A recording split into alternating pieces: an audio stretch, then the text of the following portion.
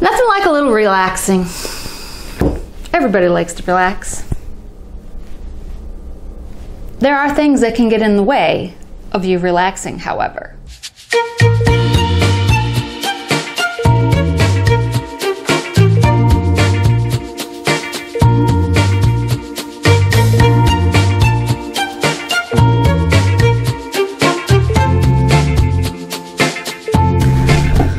Are you tired of house maintenance, yard work, you know, keeping up with those tedious chores that keep you from sitting on your hiney watching hours and hours and hours of Netflix? Well, I've got some good news for you. Maybe you should buy a condo. Oh yeah! Okay, have you thought about it? Maybe just a little bit. The lock and leave lifestyle. You know, it certainly can provide for a good time. And for the most part, owning a condominium means you won't be getting any dirt underneath your nails, because you won't be pulling weeds. However, there are some important questions you need to ask yourself before you pull the trigger, and I'm here to lay them out for you. I'm going to go over the 6 questions you should ask before you sign on the dotted line. Now, owning a condominium is great for many reasons, but there are some things that you need to be aware of when purchasing in a condominium community. So I'm going to touch on 6 questions you should ask before purchasing a condo in this video. So let's get started. So let's start with number 6, with vehicle restrictions. Many communities have vehicle restrictions when it comes to living in a condominium community. I can pretty much guarantee you 100% of the time that a condominium community is not going to allow you to have a vehicle that has commercial lettering on it. Most of the time that would be a truck, but that does include automobiles as well. And speaking of trucks, most of them don't allow trucks. So if you're a truck owner, you might want to look at those condo rules very carefully. I normally suggest that you ask these questions up front with your realtor before even seeing the unit, because why do you want to waste your time if it's something that's a deal breaker for you?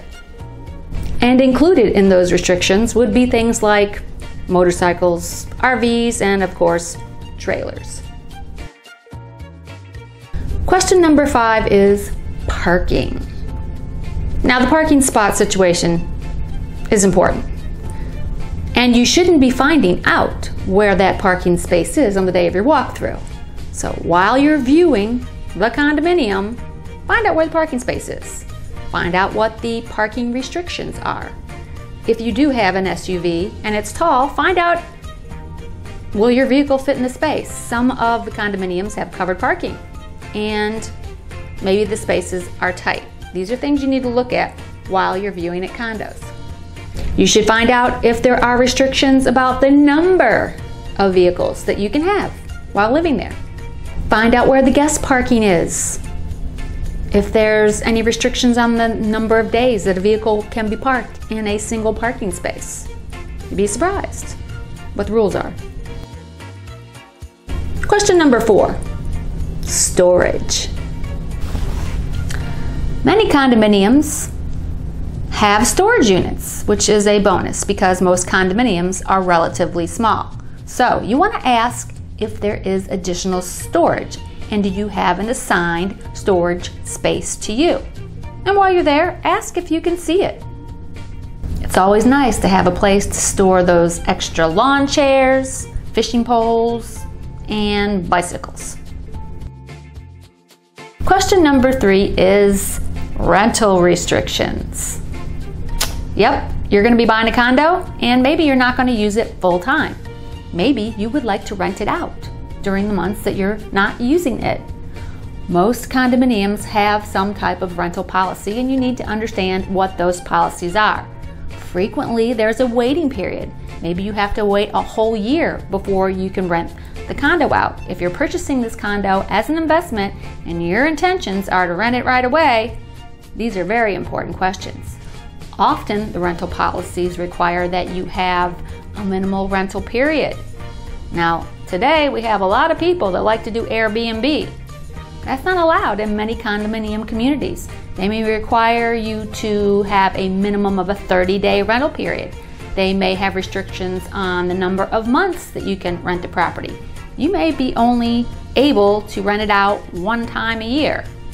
These are questions you need to ask when looking at condos. Question number 2 are policies that pertain to your guests.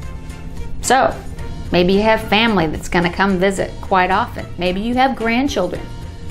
Does the condominium community have rules about whether or not you need to be present? Can your guests go to the pool without you being there? Can they stay in the condominium without you being there? And if so, is there a maximum number of days that they are allowed to use the condominium when you're not present? These are all very, very important questions that you need to ask when purchasing a condo.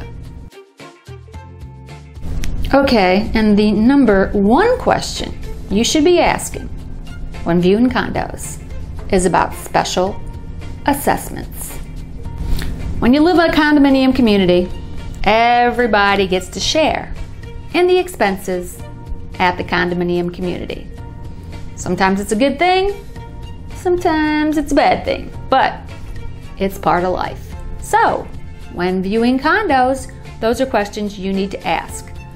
Like, have there been recent assessments?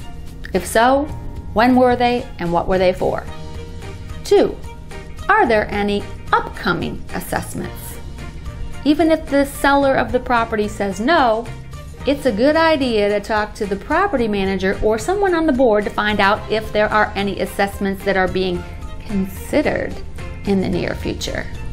And obviously, if there's a current assessment going on, you can always ask the seller to pay it at closing. This is a negotiation tool that should be brought to your attention by your realtor. Because I'm here to tell you, some of the assessments can be quite large and it will certainly put a damper on your wallet. Now, when you're asking about assessments, obviously you're going to ask about the monthly condo fees. You of course want to know what they are and what they include. In addition to that, you're going to want to ask, have they changed recently? How often have there been increases in those fees? Always get a copy of the financials to see that the condominium association is financially stable and they have adequate reserves. So you're under contract, and of course, it's time for that seller to give you a copy of the rules and regulations. These are the condo docs.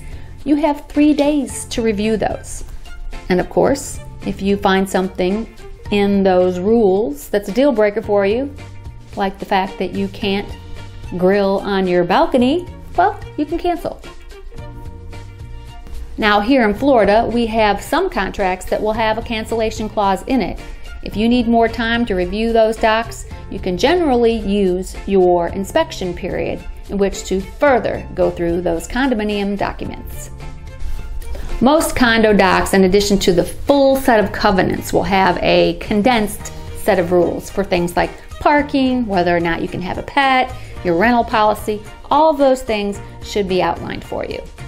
The key here is to get a good realtor who's familiar with the condominium and will hold your hand through the process, saving you time, money, and aggravation. You know, actually, condo life can be quite nice. I mean, waking up in the morning, looking out over the ocean, frankly, it's priceless. And if you don't have a view of the ocean, just the fact that you don't have to pull weeds, that's priceless too. I hope these tips were helpful to you and you will use them when you go out shopping for condos. I've got a few condominium communities here in the Treasure Coast that I think you might be interested in, and I'll put them right up here for you to view. Also, in the description box below, I'll put a link if you care to peruse on some condominiums in the local area here. If this video was helpful, give it a thumbs up. Maybe you learned something. And of course, if you haven't done so, consider subscribing. My name is Lisa Ammons from 772 Living, and I want to thank you for stopping by.